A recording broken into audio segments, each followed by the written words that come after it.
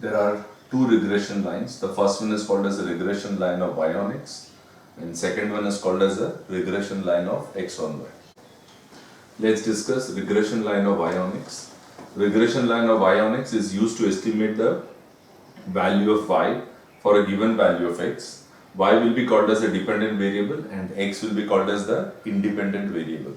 Regression line of y on x is defined as y minus y bar equal to b by x, x minus x bar.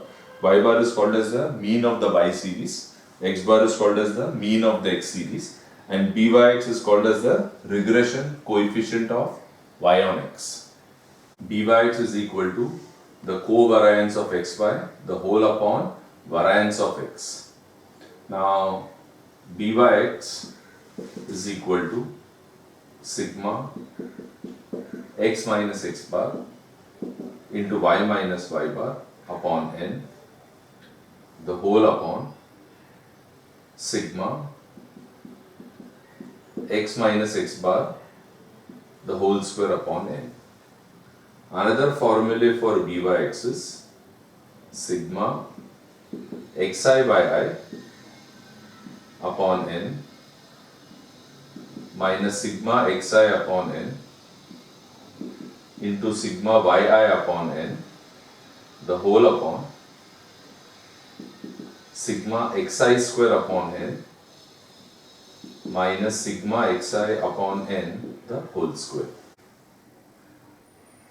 B by x equal to sigma ui vi upon n minus sigma ui upon n sigma vi upon n, the whole upon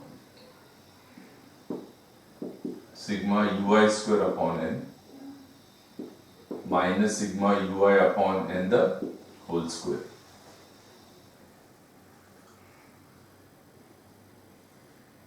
Where b by x equal to bvu, u equal to x minus a equal to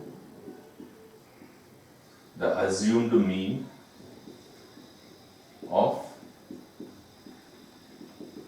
x series, v equal to y minus b equal to the assumed mean of y series.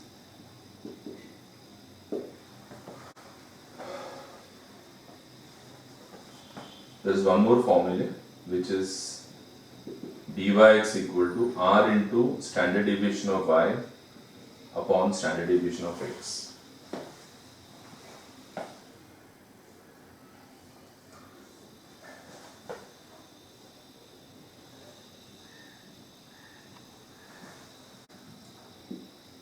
B by x is also equal to r into standard deviation of y upon standard deviation of x.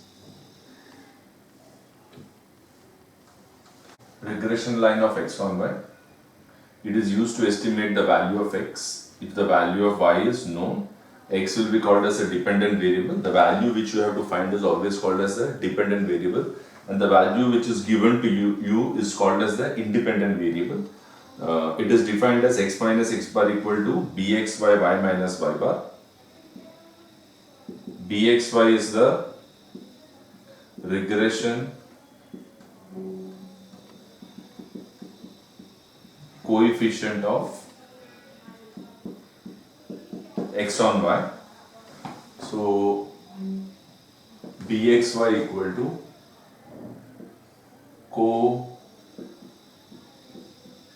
covariance of xy upon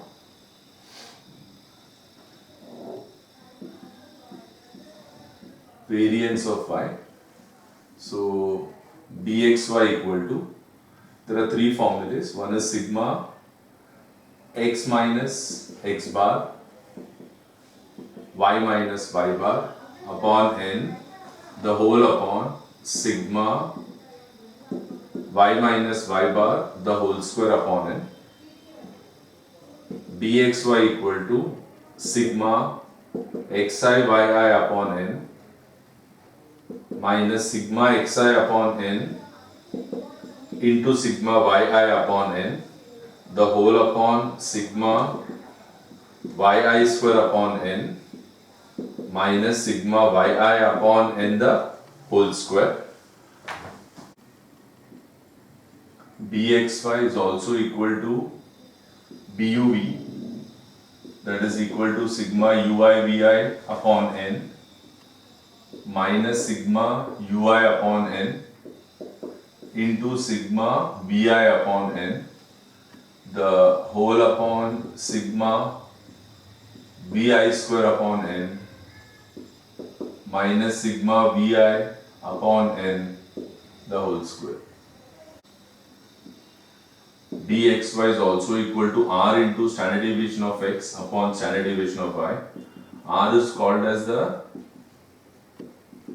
correlation coefficient. Okay, you have done this in FIJC, correlation coefficient.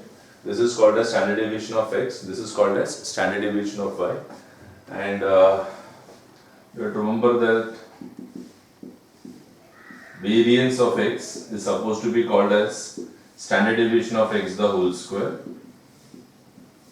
and variance of y is also called as standard deviation of y the whole square. So you have to remember that r is a correlation coefficient, variance of x is standard deviation of x the whole square, variance of y is standard deviation of y the whole square. The correlation coefficient r is r equal to plus or minus square root of byx into bxy. We'll try to prove this. Suppose I try to multiply byx and dxy. Dyx is r into standard deviation of y upon standard deviation of x. Dxy is r into standard deviation of x upon standard deviation of y. Suppose I multiply byx into bxy. Byx is r into standard deviation of y upon standard deviation of x.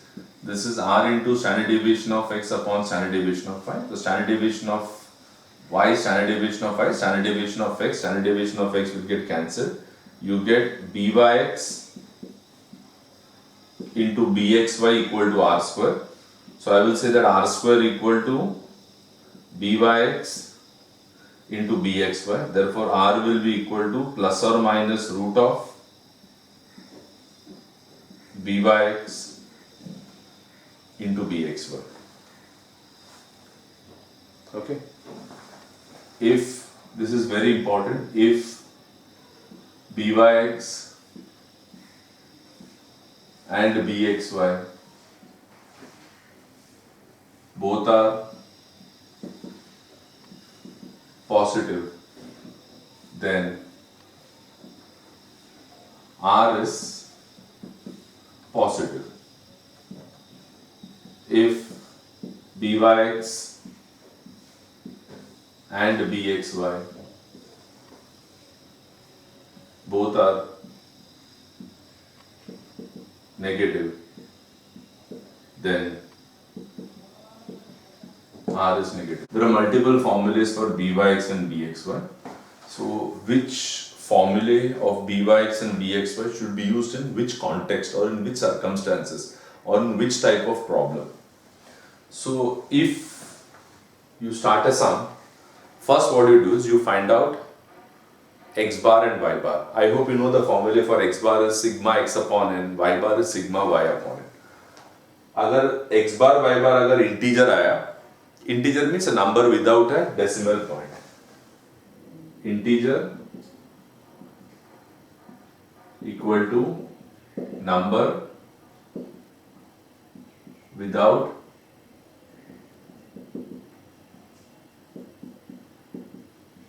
decimal point. Any 2.5, 2.23 non-integers, minus 2, 5, 102 integers, 102.3 non-integer.